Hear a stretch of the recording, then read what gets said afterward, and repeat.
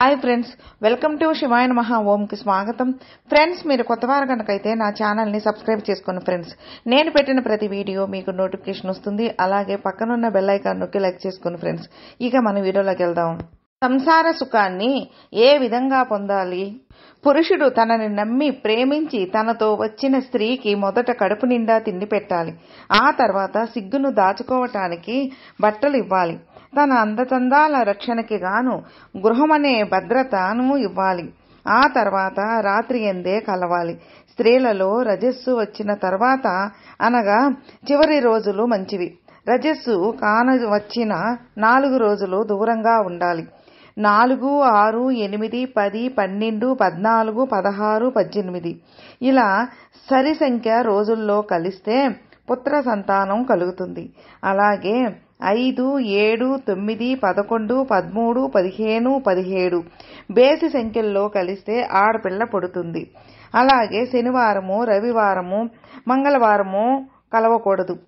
4వ రోజు కలిస్తే పుట్టినవారు తక్కువ ఆయుర్దార్ఢ్యము, 5వ రోజు బహు సంతానవంతమై స్త్రీ, 6వ రోజు సామాన్య సగటు మనిషి, 7వ రోజు పిల్లలు పుట్టని ఆడపిల్ల, 8వ రోజు అధిక ధనవంతుడు, 9వ రోజు మహాపతివ్రత, 10వ రోజు తల్లిదండ్రుల పేరు నిలబెట్టేవాడు, 11వ రోజున నలుగురు నోళ్లలో నానేది, 12వ రోజున ఉత్తమోత్తమైన పురుషుడు, 13వ రోజున ఎక్కువ మంది భర్తలు గలది, 14వ రోజున ఆధ్యాత్మిక చింతన కలవాడు, 15వ రోజున సకల భోగాలు అనుభవించే పడతి, 16వ రోజున లోకోత్తరమైన వాడిగా పేరు పొందే పుత్రుడు జన్మిస్తాడని శాస్త్రం చెబుతోంది.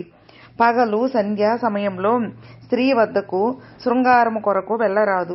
తనకన్నా పెద్ద స్త్రీ లేదా గర్భవతితో శృంగారం నిషిద్ధం. బహులావు, బహు సన్నము, అవయవ లోపమున్న స్త్రీతో శృంగారము వలదు.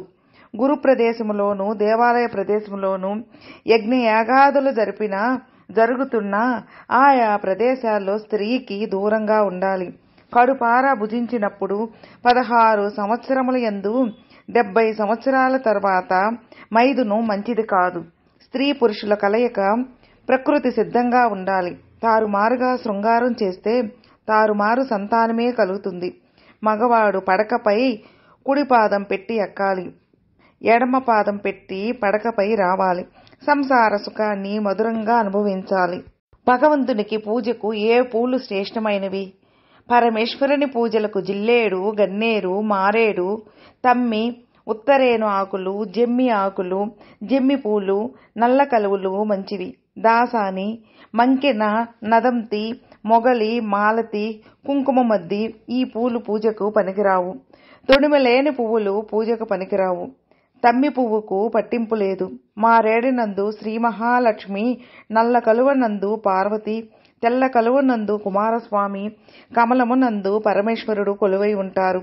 అలాగే చదువుల తల్లి సరస్వతీదేవి తెల్ల జిల్లేడులో, బ్రహ్మకొండవాగులో, కరవీర పుష్పంలో, గణపతి శివమల్లిలో శ్రీ మహావిష్ణువు, సుగంధ పుష్పాల్లో గౌరీదేవి ఉంటారు.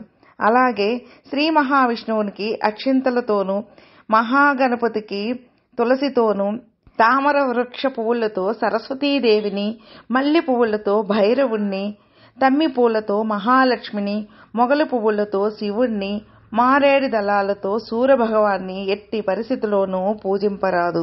ఏ లక్షణములు గల సాలగ్రామములు మంచివి కావు.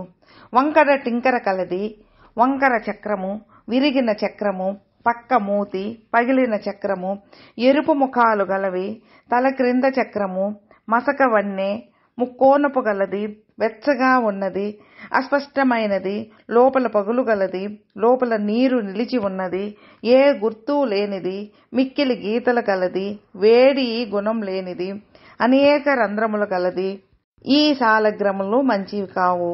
ఏ తిథుల్లో ఏం తినకూడదు?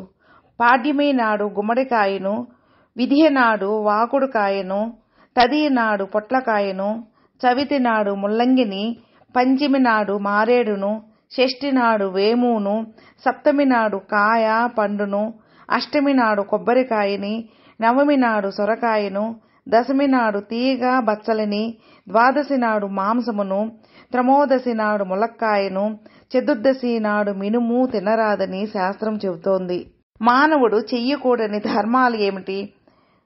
పరిగెత్తే వారికి, ఆవులించే వారికి, తలస్నానం చేస్తున్న వారికి నమస్కరించకూడదు. భార్య గర్భవతిగా ఉన్నప్పుడు నదీ స్నానము, సముద్ర స్నానము చెయ్యరాదు. అలాగే క్షౌరము, పర్వతారోహణము చేయరాదు.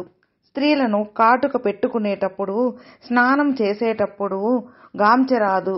ఉదయించే అస్తమించే సూర్యుడిని నీళ్లలోనూ అద్దంలోనూ చూడరాదు. తన నీడను తానే నీటిలో చూసుకొనుట, రాత్రిపూట చెట్ల ఆకులను కోయుట, రాత్రిపూట బావిలో నీళ్లు తోడుట చేయరాదు. తలకు శరీరానికి నూనె రాసుకుని మలమూత్రాలు విడవరాదు. భోజనం చేస్తున్న భార్యను, ఆవలిస్తున్న భార్యను, తుమ్ముతున్న భార్యను చూడరాదు. అలా చూడాల్సి వస్తే వెంటనే పక్కకు తిరగాలి.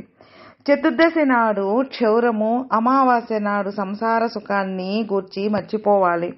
అలాగే మొలత్రాడు లేకుండా మగవాడు ఎట్టి స్థితిలోనూ ఉండరాదు.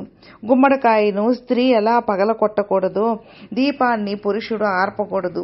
నీళ్లు త్రాగే జంతువులని, పాలు త్రాగుతున్న దూడను అదిలించరాదు. జంతువుల నుంచి మనిషి ఏం నేర్చుకోవాలి? సింహము నుంచి ఒక విషయాన్ని, కొంగ నుంచి 2 విషయాలని, కుక్క నుంచి 6 విషయాలని, గాడిద నుంచి 3 విషయాలని, కాకి నుంచి 5 విషయాలని, కోడి నుంచి 4 విషయాలను నేర్చుకోవాలి. మృగాలను వేటాడేటప్పుడు సింహం సర్వశక్తులను ఉపయోగిస్తుంది. కొంగ తన ఆహారాన్ని దేశ వాతావరణ ప్రకారంగాను, కాలానుగుణంగాను తీసుకుంటుంది. మనుజుడు కూడా కార్యాన్ని అలానే చేయాలి. అలాగే కుక్క అవసరమైనంత భుజించుట అల్ప సంతోషం. చక్కటి నిద్ర, తగు సమయమున నిద్ర లేచుట, నమ్మిన బడ్డుగా ఉండుట, పరాక్రమాన్ని కలిగి ఉండుట చేస్తుంది. ఈ 6 గుణాలు కుక్క నుంచి నేర్చుకోవాలి. అలాగే గాడిద మోయలైన బరువుని కూడా మోస్తుంది. వాతావరణాన్ని లెక్క చేయకపోవడం, బాగా పనిచేసి అలసి సొలసి సుఖంగా ఉండుట, ఈ 3 గుణాలను గాడిద నుంచి నేర్చుకోవాలి. అలాగే గాడిద మోయలేని బరువును కూడా మోస్తుంది.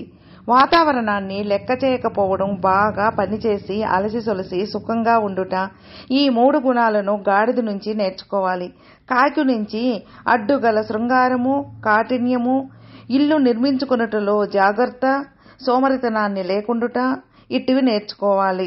కాకి నుంచి అడ్డుగల శృంగారము, కాఠిన్యము, ఇల్లు నిర్మించుకొనుటలో జాగ్రత్త, సోమరితనాన్ని లేకుండుట, ఇటివి నేర్చుకోవాలి. ఇక కోడి నుంచి మనిషి నేర్చుకోవాల్సింది పోరాటంలో వెనుకకు తగ్గుకుండుట, ఉదయాన్నే నిద్ర లేవటం, బంధువులతో భుజించటం, ఆపదలప్పుడు స్త్రీలను రక్షించుకొనుట, ఇటువంటివి కోడి నుంచి తెలుసుకోవాలి. ఫ్రెండ్స్, విన్నారుగా? ఫ్రెండ్స్, మీకు ఈ వీడియో నచ్చితే లైక్ చేయండి, మీ ఫ్రెండ్స్కి షేర్ చేయండి. సబ్స్క్రైబ్ చేసుకున్నట్లయితే ప్లీజ్ సబ్స్క్రైబ్ చేసుకోండి. నేను పెట్టిన ప్రతి వీడియో మీకు నోటిఫికేషన్ వస్తుంది. అలాగే మీ అభిప్రాయాన్ని కామెంట్లో మెసేజ్ చేయండి. ఓం నమః శివాయ నమః.